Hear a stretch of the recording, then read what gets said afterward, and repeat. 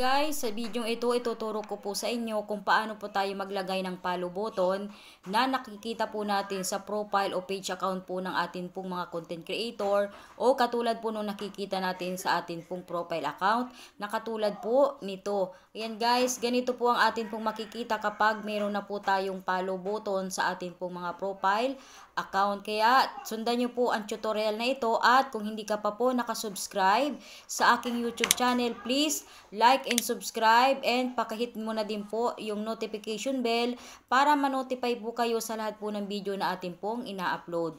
Kung ready na po kayo, sundan nyo lang po at thank you! Okay guys, ayan, dito po tayo muna. Punta po kayo dito po sa menu. I-click po ninyo yung tatlong dot po na nasa baba. And then, scroll up po natin guys. And then, punta po kayo dito sa settings and privacy. I-click po ninyo yung settings and privacy na nasa pinakababa.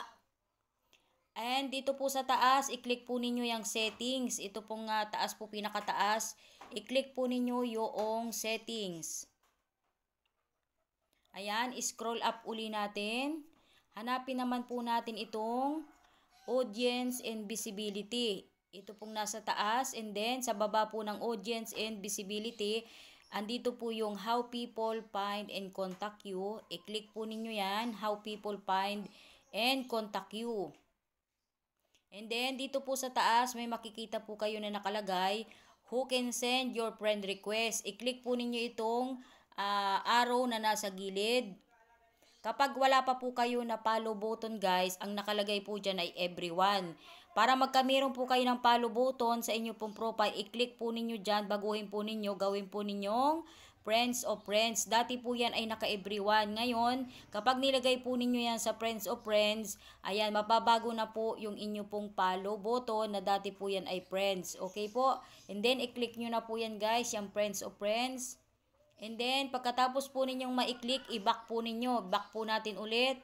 Punta po ulit kayo dito sa settings. Ulitin po natin kung mababago. I-try po ninyo kung mababago po ninyo. Kung nakalagay na po ay friends of friends. I-click po ulit natin itong how people find and contact you. Ayan, nakalagay na po siya ay friends of friends. I-check po ninyo guys kung tama po yung nakalagay sa inyo pong ginawang who can send your friend request. Dapat guys yan ay naka friends of friends na ang lalabas. And then guys, i-back po ulit natin. Balik po tayo sa atin pong profile account. Ayan, punta po kayo sa inyo pong profile account. And then, dito po sa inyo pong profile account sa harap, may makikita po kayo ditong tatlong dot o tatlong tuldok na nasa gilid. I-click po ninyo yan tatlong dot na nasa gilid po natin. And then, dito po, may makikita po kayo dito na views as. I-click po ninyo yan guys, yung views as na yan. Ito po na parang mata, i-click po ninyo yung views as. Ayan, mag-a-appear po dito yung inyo pong profile.